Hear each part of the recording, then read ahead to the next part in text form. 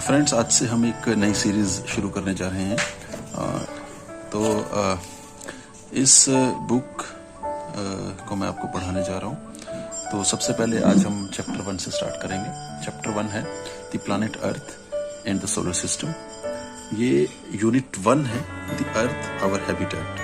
तो सबसे पहले हम इस पर फोकस करेंगे। इसके कॉन्सेप्ट क्लियर होने के बाद फिर हम नेक्स्ट यूनिट पर जाएंगे, people and society in the ancient period and community and its development. तो हम शुरू करते हैं the planet earth and the solar system. सबसे पहले मैं आपको लेसन समझाऊं, उसके बाद मैं क्वेश्चन आंसर कराऊंगा। तो हम स्टार्ट करते हैं lesson. We can see countless glittering tiny objects in the sky at night. Most of these appear twinkling. हम रात को आसमान में बहुत सारे छोटे छोटे ऑब्जेक्ट्स जो कि ग्लिटर करते हैं, जो चमकते हैं, उनको देख सकते हैं। उनमें से अधिकतर ट्विंकल करते हैं, टिमटिमाते हैं, और उन्हें स्टार कहते हैं। द अदर ग्लिटरिंग ऑब्जेक्ट्स, जो दूसरे चमकते हुए ऑब्जेक्ट्स होते हैं जिनको हम टिमटिमाते हुए नहीं देखते, वो प्लैनेट्स हो सकते हैं। During the day we see the sun which is also star. दिन के समय हम सन को देखते हैं जो कि सितारा है, एक तारा है। All the objects in the sky which appear similar to us are heavenly bodies। आसमान में जितने भी ऑब्जेक्ट्स दिखते हैं जो हमें एक जैसे दिखते हैं, वो हेवनली बॉडीज हैं। सन, स्टार, मून, प्लैनेट और अदर ऑब्जेक्ट्स, वो सब हेवनली बॉडीज हैं, सेलेशियल बॉडीज हैं। और आप सरप्राइज्ड होंगे, you would be surprised to know that even our earth, हमारा अर्थ भी एक सेलेशियल बॉडी है। तो कई बार नेट पे आप जब भी सेलेशियल बॉडी की डेफिनेशन देखेंगे, उसमें लिखा होगा कि all the objects which appear in the sky outside our atmosphere is celestial body, are celestial bodies. वो गलत है, क्योंकि अर्थ भी एक सेलेशियल बॉडी है। तो outside the atmosphere of earth गलत है कहना। हम ये कह सकते हैं कि celestial bodies are those which are there in the universe, like sun, stars, moon, planets and earth, including our earth.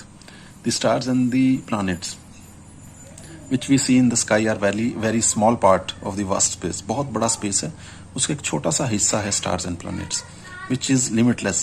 Space क्या है? लिमिटलेस है। There are billions of celestial bodies spread over the vast space।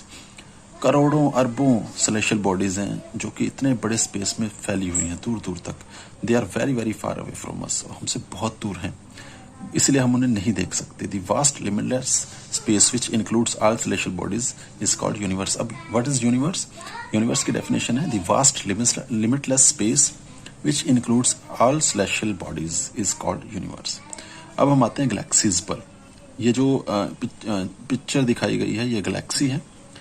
Galaxy की definition मैं आपको बताता हूँ। Though there are billions of celestial bodies spread in this vast space, they are not uniformly distributed in the space।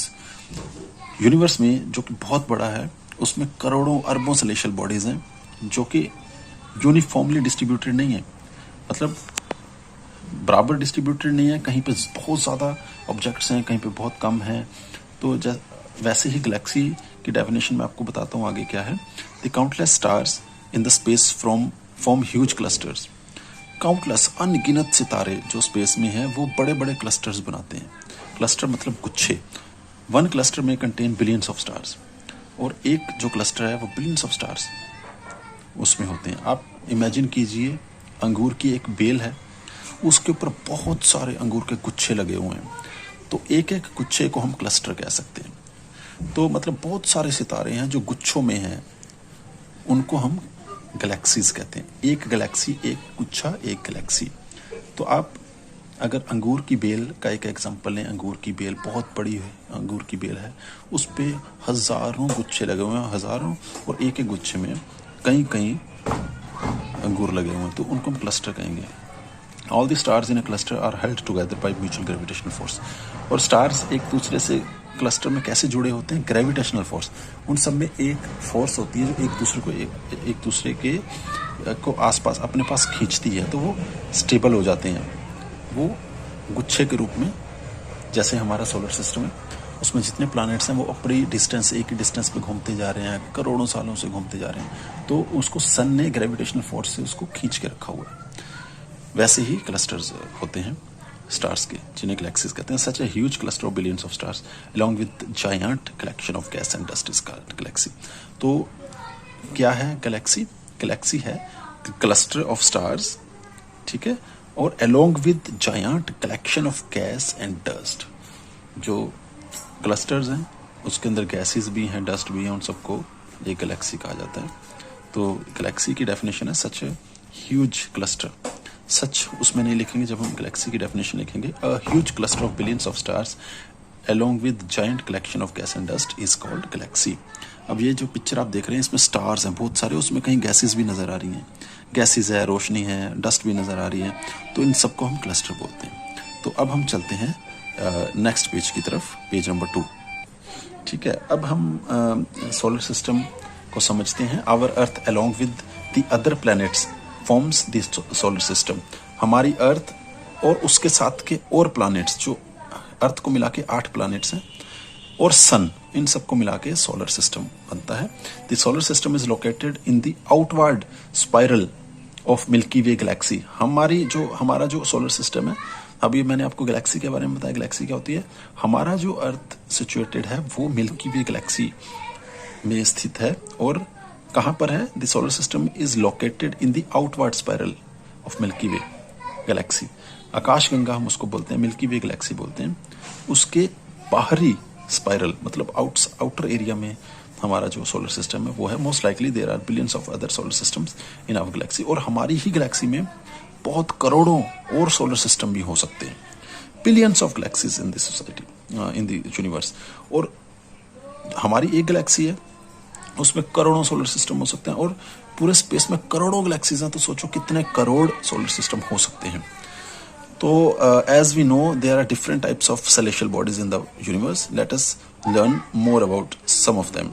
ठीक है, universe में बहुत different तरह की celestial bodies है और हम उनमें से कुछ के बारे में आगे पढ़ेंगे. सबसे पहले डू यू नो पे हम आते हैं. मिल्की वे गैलेक्सी, अ फेंट white band stretching across the sky is a barred spiral galaxy. It contains a bar across its center region and has 2 major arms. The Orion arm is located between 2 major arms. Now अब हम आते हैं stars पे. Stars are self-luminous heavenly bodies, celestial bodies. Stars क्या हैं? खुद जलने वाले, अपने ही प्रकाश से जलने वाले स्टार्स हैं. They are made up of hot gases. ये गर्म गैसेस से बने होते हैं. They generate heat and light.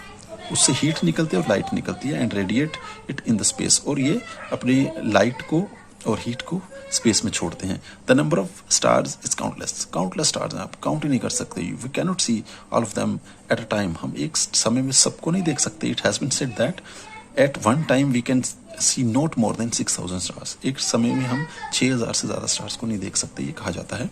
दो stars are very huge bodies. Stars बहुत बड़ी बड़ी बॉडीज हैं, बहुत बड़े बड़े स्टार्स होते हैं. They look very small. क्योंकि वो क्यों स्मॉल दिखते हैं? क्योंकि they are very far from the earth. The distance between celestial bodies is usually measured in a unit known as light year. हम जैसे एक शहर की दूरी को किलोमीटर में नापते हैं या माइल्स में नापते हैं, या हम किसी डिस्टेंस पे कहीं जाना हो, हमें किसी लोकल बस स्टैंड पे जाना हो तो हम किलोमीटर्स में नापते हैं, माइल्स में नापते हैं. लेकिन जो सेलेस्टियल बॉडीज की दूरी है उसको लाइट ईयर में नापा जाता है. Light year.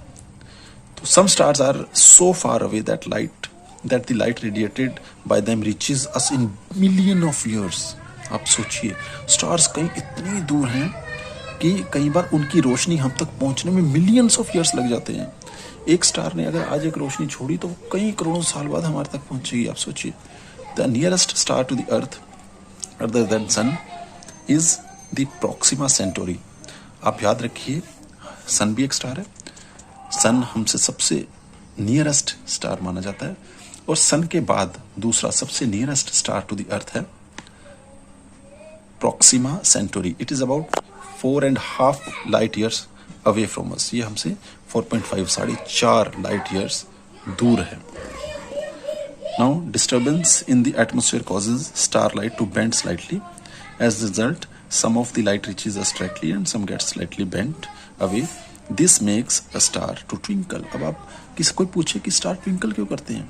स्टार्स की लाइट ट्विंकल कभी नहीं करती. स्टार की लाइट स्टेबल है, जैसे एक बल्ब जल रहा है, लेकिन वो हमें ट्विंकलिंग करते हुए क्यों दिखते हैं? क्योंकि जो एटमॉस्फेयर में डिस्टर्बेंसेस होती हैं, गैसेज होती हैं या डस्ट होती है, उसके कारण जो स्टार की लाइट है थोड़ी सी बेंड हो जाती है। तो एज अ रिजल्ट क्या होता है, जो उसकी कुछ रोशनी है वो हमें सीधी मिलती है, कुछ टेढ़ी हो जाती है, फिर सीधी मिलती है, फिर टेढ़ी हो जाती है, तो इससे वो हमें ट्विंकल करता हुआ नजर आता है। Light travels at a speed of about 3 lakh kilometre per second. Light travels at a speed, अब आपको बताया था लाइट ईयर क्या होता है। अब लाइट ईयर क्या होता है, उसकी डेफिनेशन ये है कि जो लाइट होती है that travels at a speed of 3 lakh kilometre per second. 1 second में 3 लाख किलोमीटर ट्रेवल करती है लाइट।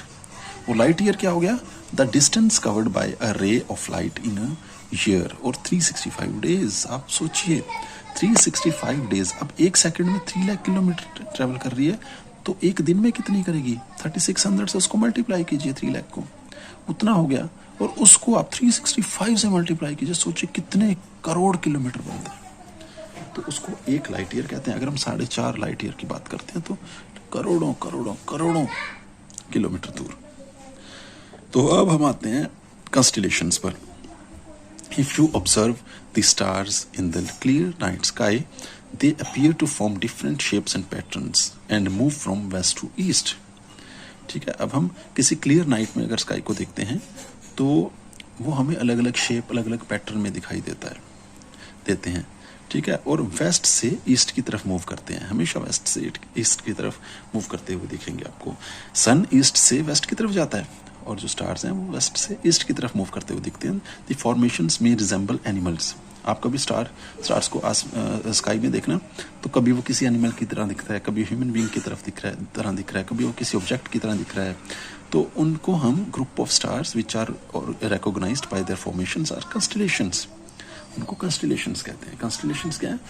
जो स्टार्स हमें आसमान में नजर आते हैं, स्काई में नजर आते हैं, वो ग्रुप्स बने होते हैं, गुच्छे बने होते हैं।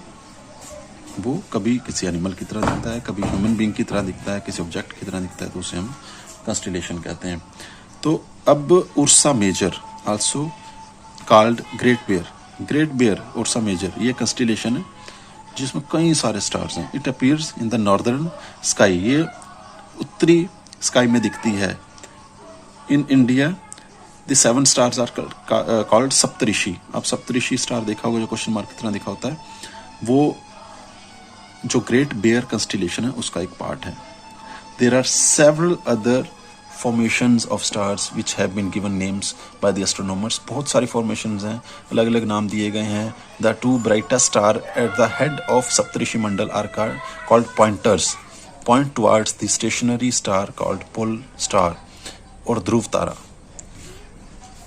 in the northern sky. Pole star lies above the North Pole. It always indicates north direction.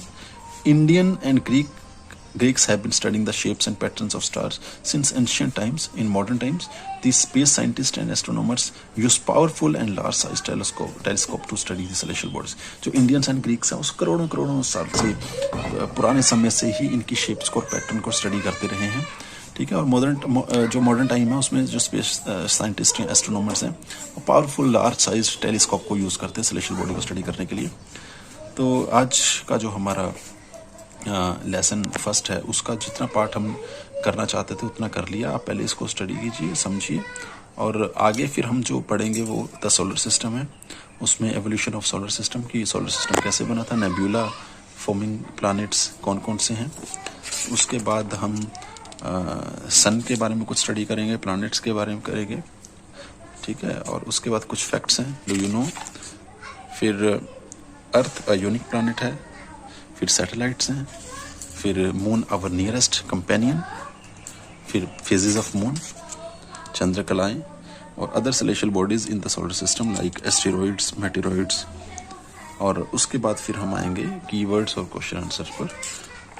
ठीक है, तो आप जो आज हमें पढ़ाया गया है वो अच्छी तरह से स्टडी कीजिए, और ओके बाय, थैंक यू।